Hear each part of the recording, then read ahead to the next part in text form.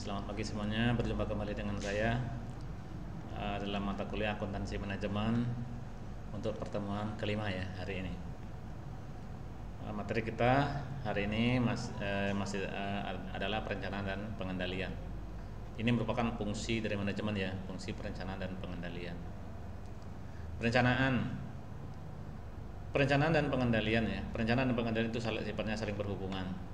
Perencanaan adalah pandangan ke depan untuk melihat tindakan apa yang seharusnya dilakukan agar dapat mewujudkan tujuan-tujuan tertentu yang telah ditetapkan oleh manajemen. Jadi perencanaan ini lebih kepada sesuatu yang akan dicapai oleh perusahaan di masa yang akan datang.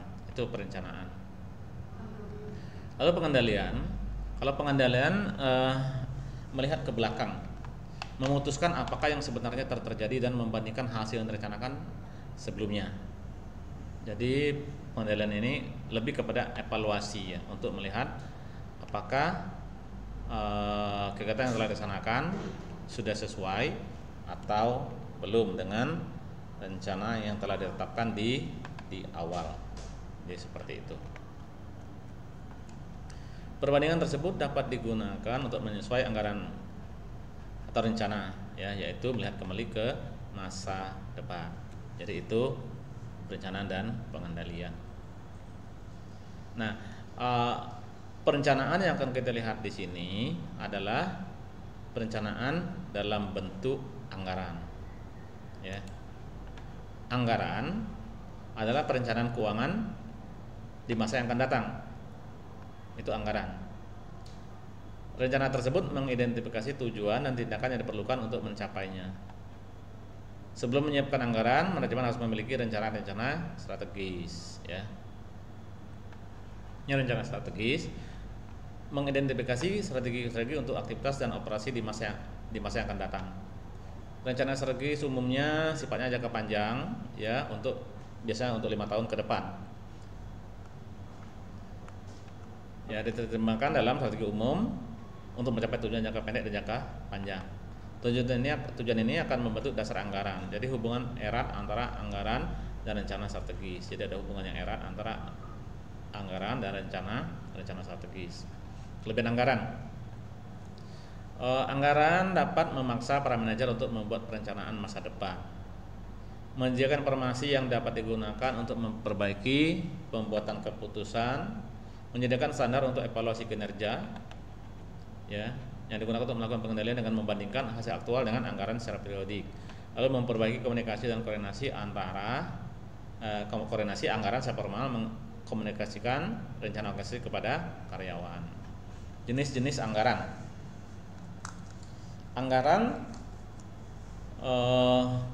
Jenisnya ya, yang pertama anggaran induk atau master budget, rencana keseluruhan komprehensif bagi organisasi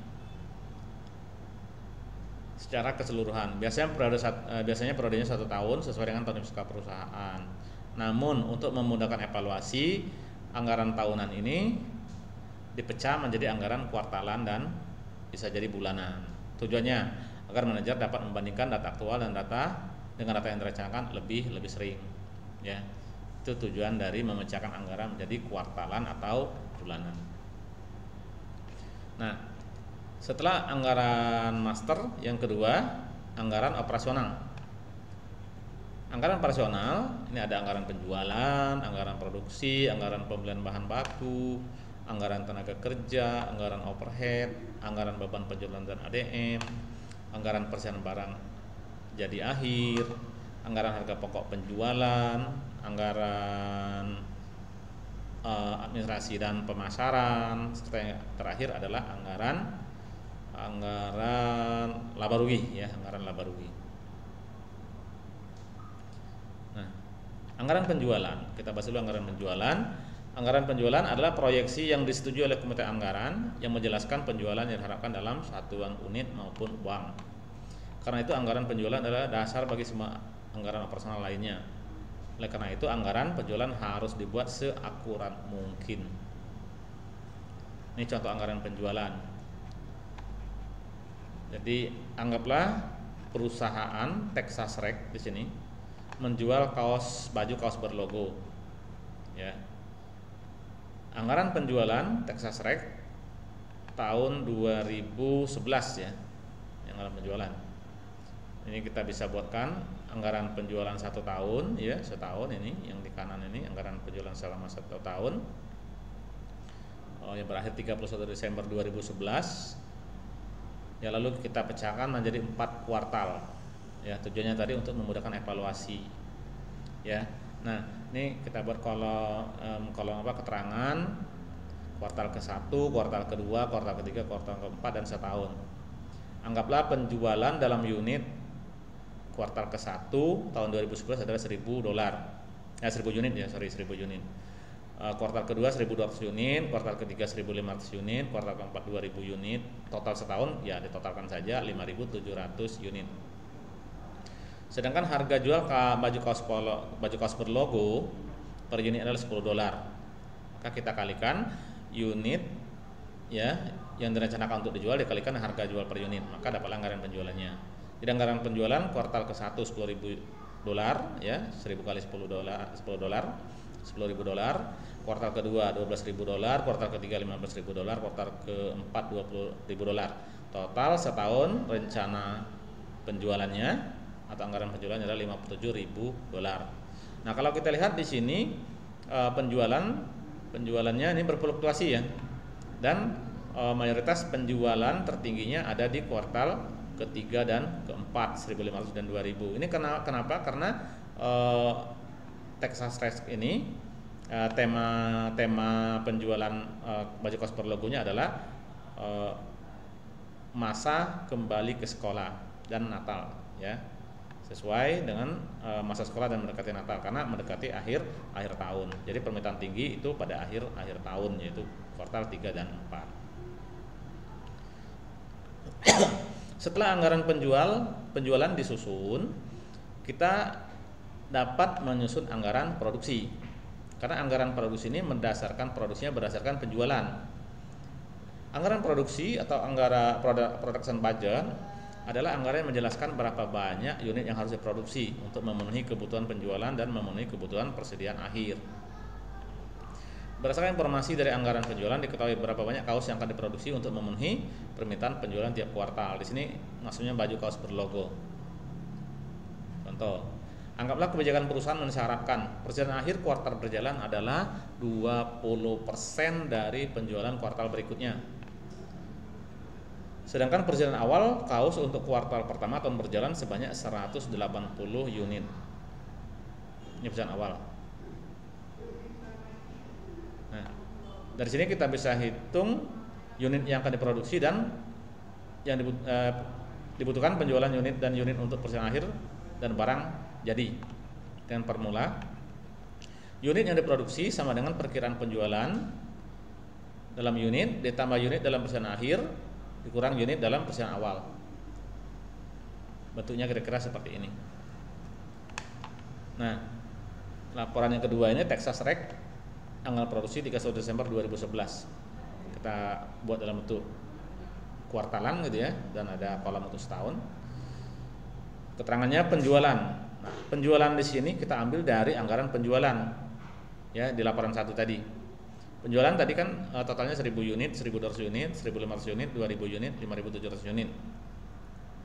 Lalu di bawahnya persediaan akhir. Persediaan akhir tadi dikatakan di soal sebelumnya tadi ini persediaan akhir kuartal berjalan adalah 20% dari penjualan kuartal berikutnya.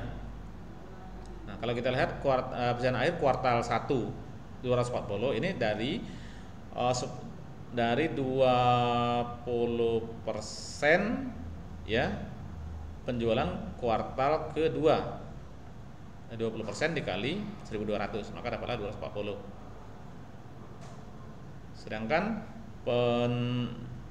persediaan akhir kuartal kedua berasal dari sebesar 300 unit berasal dari 20% kali 1.500. Persediaan akhir kuartal ketiga adalah 20% dikali 400 dapatlah 20% dikali 2.000 dapatlah 400. Sedangkan persediaan akhir kuartal keempat ya kita kalikan dengan penjualan kuartal ke-1 ya, karena kita tidak punya data penjualan kuartal ke-1 tahun 2012 yang akan datang, maka kita kalikan ini 20% dikali 1.000 maka dapat 200. Jadi persediaan akhir kuartal keempat Persediaan akhir kuartal keempat merupakan persediaan akhir tahun. Ya, karena akhir kuartal keempat adalah 31 Desember, sedangkan akhir tahun 31 Desember. Jadi kita geser saja.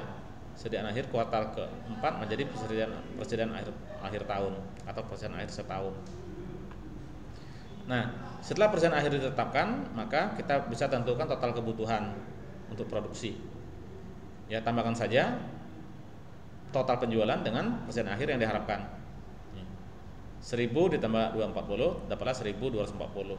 Begitu juga kuartal kedua 1500, yaitu 1200 tambahkan 300, kuartal ketiga 1900, kuartal keempat 2200, kuartal kelima setahun maksudnya 5900.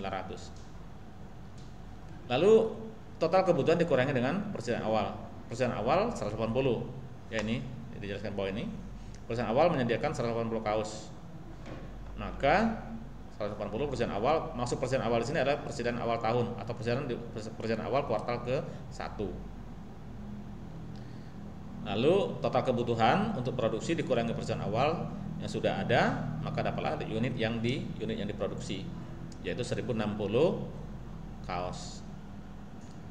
Nah, kuartal kedua tadi penjualannya 1200 ditambah persediaan akhir 300 dapatlah total kebutuhan 1500 dikurangi persediaan awal sebesar 240. 240 ini berasal dari mana? Dari persediaan akhir kuartal ke-1. Persediaan akhir kuartal ke-1 itu ada pada tanggal 31 Maret ya, 31 Maret tahun berjalan. Persediaan akhir tanggal 31 Maret tahun berjalan digeser menjadi persediaan awal kuartal kedua. Kuartal kedua adalah tanggal 1 April. Jadi total kebutuhan dikurangi persediaan akhir kuartal kedua, maka dapatlah unit yang diproduksi kuartal kedua, yaitu 1260. Begitu juga persediaan akhir kuartal kedua menjadi persediaan awal kuartal ketiga. Ya. Total kebutuhan tadi adalah 1900 dikurang persediaan akhir kuartal ketiga 300, maka dapatlah unit yang diproduksi di kuartal ketiga 1600. Lalu sediaan akhir kuartal ketiga menjadi sediaan awal kuartal keempat. Ya. 2200 total kebutuhan dikurangi sediaan akhir 400, maka dapatlah 1800 unit yang diproduksi di kuartal keempat. Lalu sediaan awal kuartal ke-1 atau persediaan awal yang ada di perusahaan tanggal 1 Januari merupakan persediaan awal tahun atau persediaan awal setahun, yaitu 180. Kita geser ke sini. Lalu total kebutuhan produksi selama 1 tahun 5.900 dikurangi persediaan awal setahun adalah 180, maka sediaan awal tahun ya. Sediaan awal tahun 180, maka 5.900 dikurang 180 sama dengan 5.720.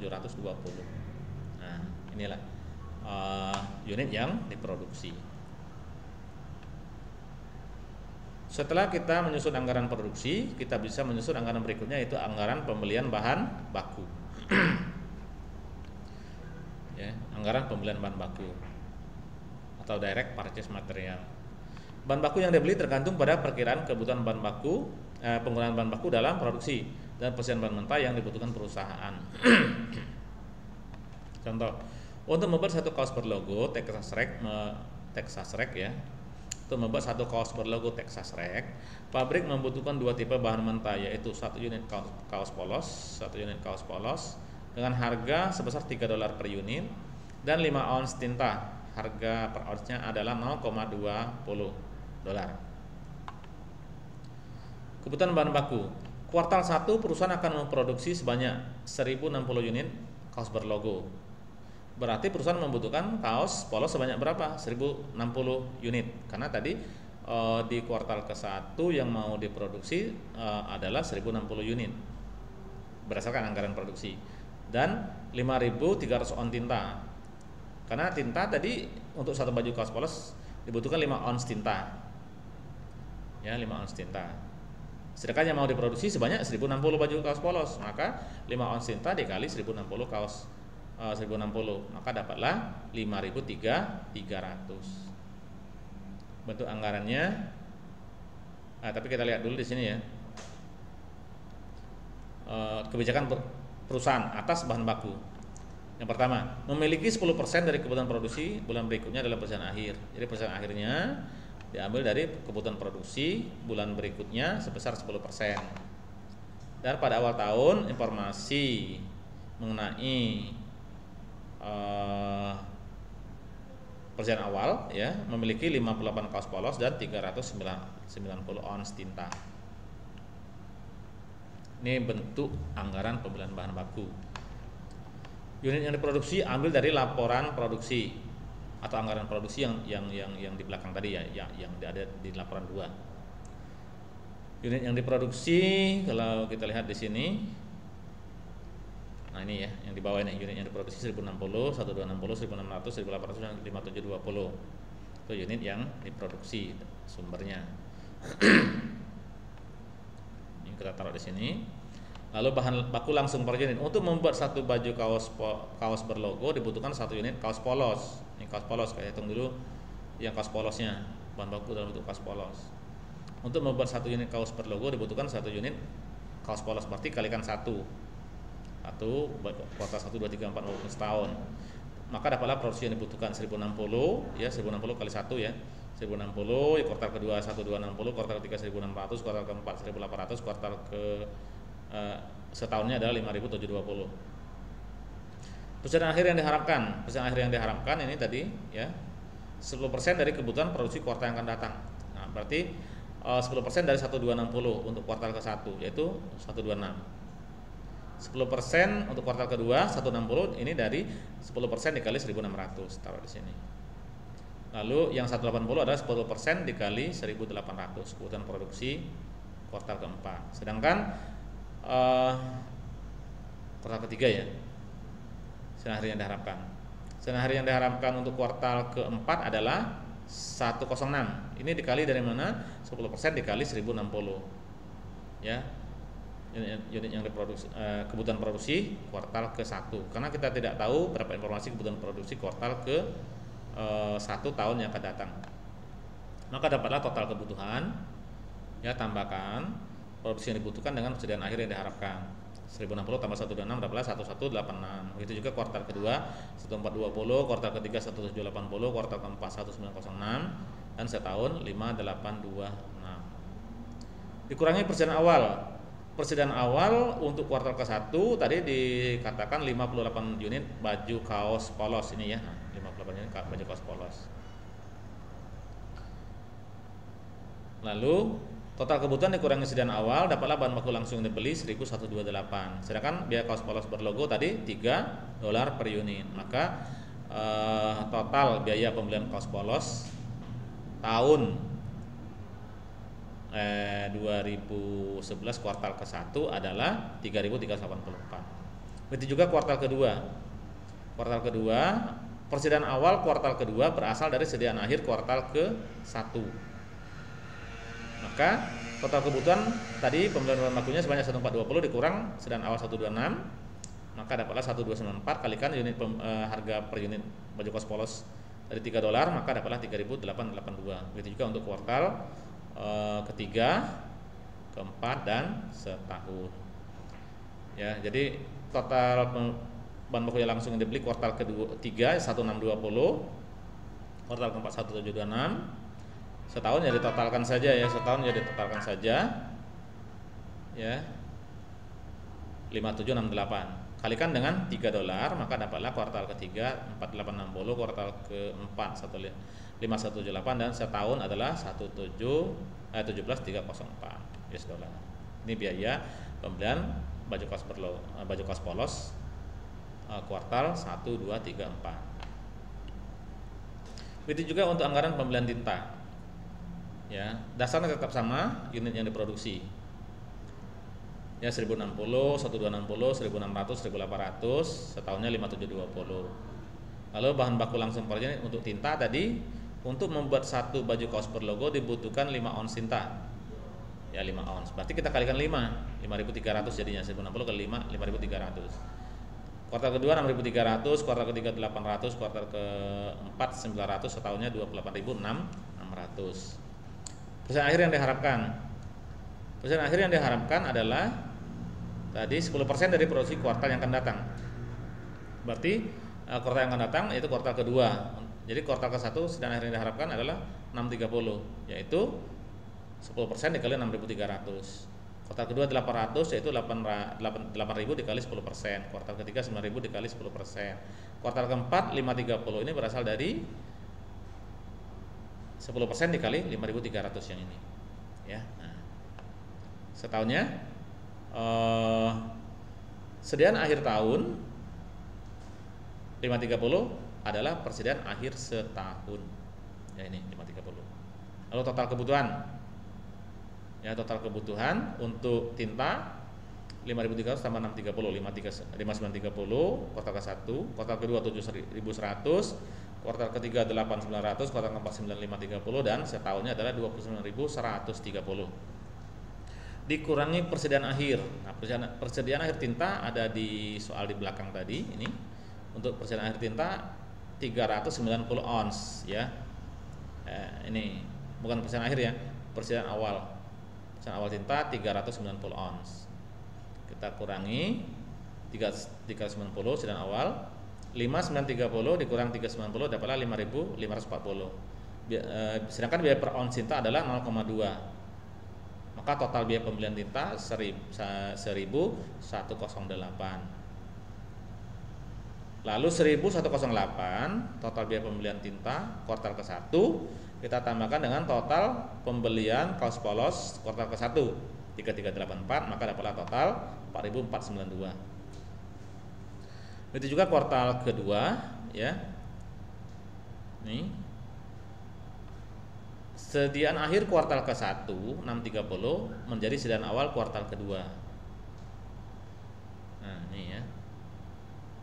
Lalu 7.100 total kebutuhan kuartal kedua dikurang 630 dapat 6.470 dikali 0,20 dapat 1.294. Tambahkan dengan 3.882 total biaya pembelian baju polos ya.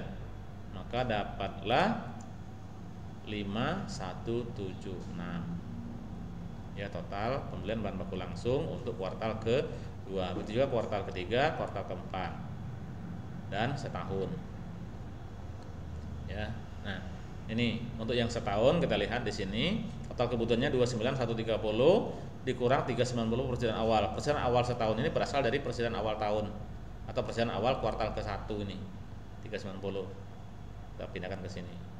Lalu kita total kurangkan 29.130 dikurang 390 dapatlah 28.740 dikali 0,2 ya biaya per ons tinta, maka dapatlah 5748 ditambah dengan 17.304 total biaya pembelian kaos polos kuartal setahun 17.304, maka dapatlah 23.052.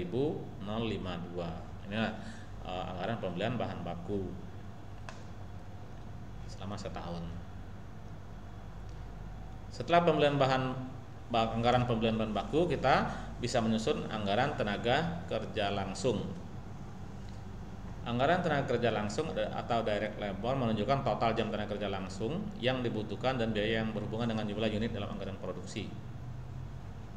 Contoh, tarif upah rata-rata tenaga kerja langsung yang berhubungan dengan pembuatan kaos berlogo adalah $10. Untuk membuat 1 unit baju kaos dibutuhkan waktu selama 0,12 jam. Nah, rata-rata di sini ya, rata-rata upah TK langsung ini $10 ini maksudnya tentunya ada perbedaan ya. Upah mungkin di atas $10 juga di bawah $10, tapi dirata-ratakan menjadi $10. Nah, ini bentuk anggaran tenaga kerja langsung ya. Keterangan kuartal 1, 2, 3, 4 setahun. Lalu unit yang diproduksi. Unit yang diproduksi diambil dari anggaran produksi yang ada di laporan 2 di belakang tadi. Unit yang diproduksi kuartal 1 1060, kuartal kedua 1260, kuartal 3 1600, kuartal keempat 1800. Total setahun 5720. Sedangkan tadi jam tenaga kerja langsungnya 0,12. Kita kalikan 1060 kali 0,12 sama dengan total jam yang dibutuhkan untuk membuat baju kaos berlogo kuartal ke-1 adalah 127,2 jam. Kuartal kedua 151,2 jam. Kuartal ketiga 192 jam.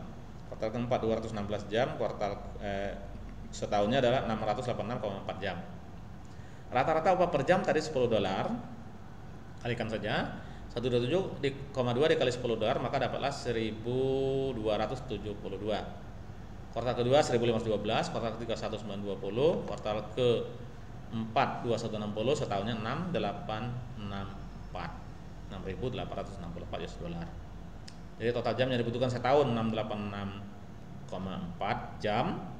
Total biaya tenaga kerja langsungnya 6.864 dolar. Kita lanjut berikutnya. Jadi itu tadi untuk anggaran tenaga kerja langsung. Selanjutnya anggaran overhead. Anggaran overhead atau overhead budget menunjukkan biaya yang diharapkan dari semua komponen produksi tidak langsung. Dalam anggaran overhead tidak terdapat hubungan-hubungan input-output yang telah tersedia untuk diidentifikasi. Contoh, dua kesatuan biaya overhead dibuat. Yang pertama, untuk overhead variabel, aktivitas berubah sesuai jam tenaga kerja langsung. Untuk aktivitas lainnya, ya overhead yang lainnya ada yang bersifat tetap. Jadi ada dua jenis biaya overhead, variabel dan tetap. Untuk variabelnya sesuai dengan jam tenaga kerja langsung. Tarif overhead variabel 5 dolar per jam tenaga kerja langsung. Sedangkan tarif overhead tetap dianggarkan 6.580 setahun. Karena ada 4 kuartal, jadi bagi 4 maka dapatlah satu kuartalnya 1.645 US dollar. Nah, ini contoh anggaran overhead. Ya, kuartal 1 2 3 setahun, ini keterangannya. Jam tenaga kerja langsung yang dibutuhkan ambil dari anggaran tenaga kerja yang di belakang tadi. Kuartal ke-1 jam tenaga kerja langsung adalah 127,2, kuartal kedua 151,2, kuartal ketiga 192, kuartal keempat 216, setahunnya 686,4. Tarif overhead variabel yang dianggarkan 5 dolar. Tadi sudah ada di sini ya, 5 dolar. Kita kalikan 5 dolar, maka dapatlah anggaran overhead variabel yang telah ditetapkan. 127,2 kali 5 dolar dapatlah 636. Kuartal kedua 756 ya, 151,2 kali 5 756. Kuartal ketiga 960, kuartal keempat 1060. Setahunnya 3.432. Inilah anggaran overhead variabelnya. Sedangkan anggaran overhead tetapnya yang dianggarkan adalah 165 sekuartal per kuartal.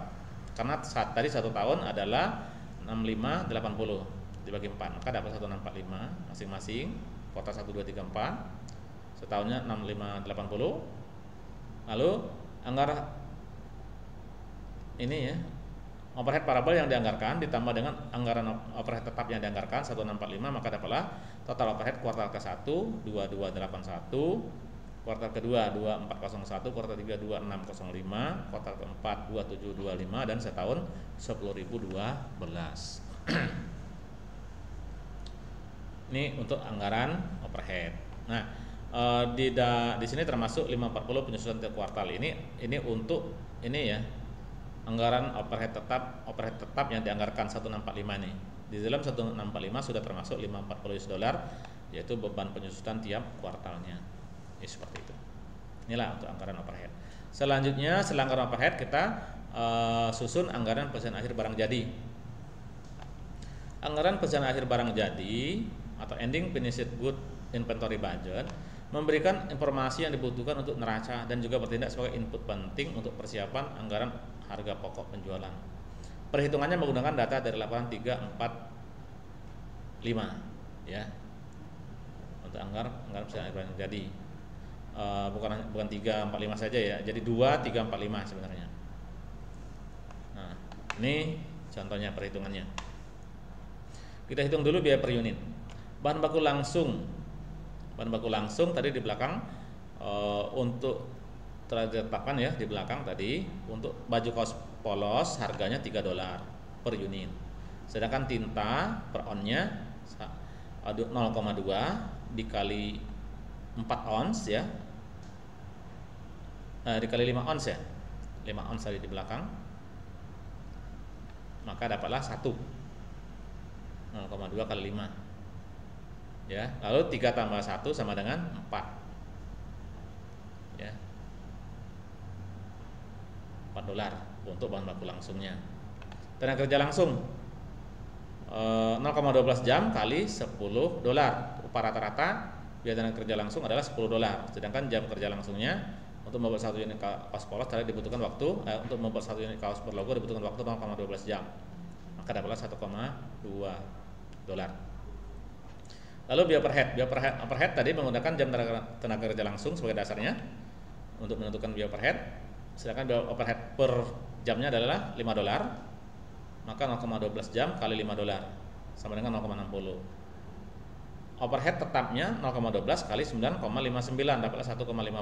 Maka total biaya per head per unit baju kaos polos adalah 6,95 US dollar. Total biaya per unit ya. Total biaya per unit untuk membuat baju kaos polos meliputi biaya bahan baku langsung, tenaga kerja langsung, dan biaya per head. Nah, angka 5,59 ini dihitung, yaitu overhead tetap yang dianggarkan yang ada di laporan 5 dibagi dengan jam tenaga kerja langsung dianggarkan yang ada di laporan 4, yaitu 6.580 dibagi 86,4 5.000 dapatlah 5,59 US dollar. Sedangkan persediaan akhir 200 unit ini berasal dari persediaan akhir kuartal keempat atau persediaan akhir tahun yang ada di anggaran produksi di laporan 2 dikali 6,95 maka dapatlah 1.390 dolar ya, total persediaan akhir. Anggaran persediaan akhirnya adalah 1.390 US dollar. Setelah persediaan akhir ditetapkan, kita bisa hitung anggaran harga pokok penjualan. Untuk menghitung anggaran harga pokok penjualan, kita harus memiliki nilai persediaan awal barang jadi. Anggaplah nilai persediaan awal barang jadi nilainya sebesar 1.251 US dollar.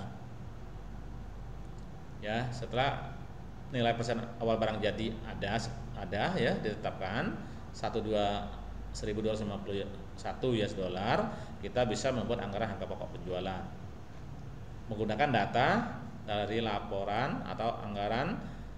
Ya, yang ketiga ini anggaran bahan baku, yang keempat anggaran tenaga kerja, yang kelima anggaran per head, dan yang keenam anggaran persediaan akhir barang jadi. Ini bentuk anggaran harga pokok penjualan.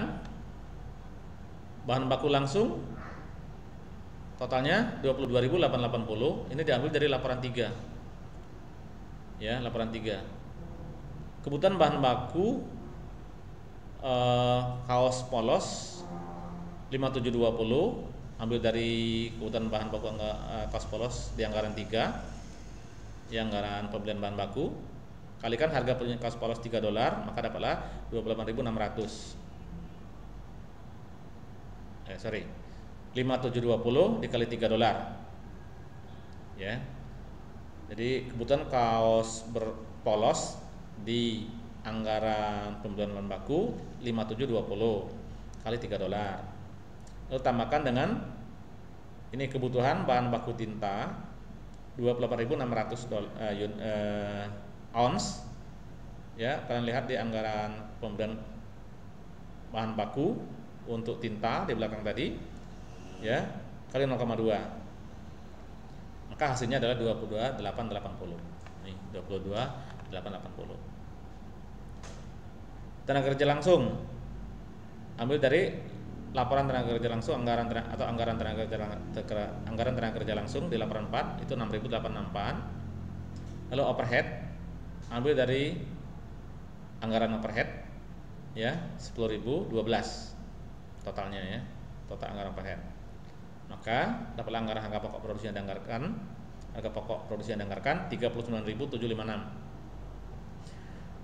ditambah persediaan awal barang jadi 1.251, maka dapatlah barang tersedia untuk dijual 41.007. Barang tersedia untuk dijual dikurangi persediaan akhir 1.390, maka dapatlah harga pokok penjualan yang dianggarkan 39.617. Inilah anggaran harga pokok penjualan yang dianggarkan. Setelah anggaran harga pokok penjualan, kita susun atau masuk ke anggaran beban penjualan dan administrasi. Anggaran beban dan penjualan dan administrasi menguraikan pengeluaran yang direncanakan untuk aktivitas non produksi. Beban administrasi dan penjualan dibagi dalam komponen tetap dan variabel. Berikut contoh anggaran beban penjualan dan ADM. Ya, kuartal 1, 2, 3, 4 dan setahun. Dasarnya Untuk menyusun anggaran beban penjualan, kita menggunakan rencana penjualan anggaran penjualan ya yang ada di laporan 1 yang paling pertama tadi. Waktu kita membahas anggaran penjualan. Penjualan kuartal 1 1000, kuartal 2 1200, kuartal 3 1500, kuartal keempat 2000. Total setahun 5700. Anggaplah beban penjualan dan ADM per unit variabel adalah 0,10. Ya ini US dollar. Maka total beban variabel 1000 dikali 0,10 $100, kuartal ke-1, kuartal kedua 120, kuartal ketiga 150, kuartal keempat 200, setahun 570 US dollar. Lalu pengeluaran tetap. Pengeluaran tetap meliputi gaji, utilitas, iklan, penyusutan, asuransi. Lalu total beban tetap. Jadi ada 1420 tambah 50 tambah 100 150. Total pengeluaran tetapnya, total beban tetapnya 1720. Ditambah dengan total beban variabel 100, maka total beban penjualan ADM kuartal ke-1 1820. Kuartal kedua, total beban penjualan ADM-nya dan ADM-nya 1940. Kuartal ketiga 2570. Kuartal keempat 2320. Kuartal setahunnya adalah 8650. Yaitu 570 ditambah 8080. Maka dapatlah 8650. Setelah anggaran penjualan dan ADM selesai disusun, kita bisa lanjut ke laporan laba rugi. Ini laporan laba rugi, anggaran laporan laba rugi ya. Keterangan jumlah penjualan, ambil dari laporan penjualan di belakang tadi 57.000 US dollar. Dikurangi harga pokok penjualan, di sini tadi harga pokok penjualan sudah kita hitung sebelumnya, nilainya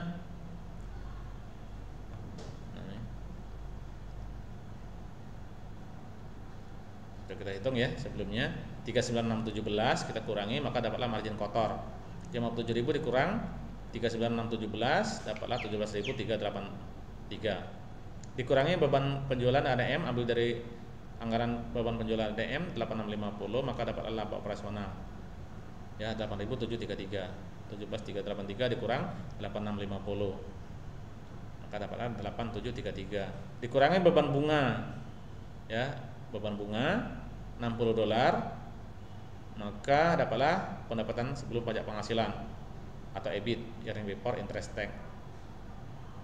EBT ya, earning before tax 8673. Dikurangi pajak penghasilan 2550, maka dapatlah laba bersih setelah pajak atau earning after interest tax 6123. Jadi demikianlah untuk materi kita hari ini ya, untuk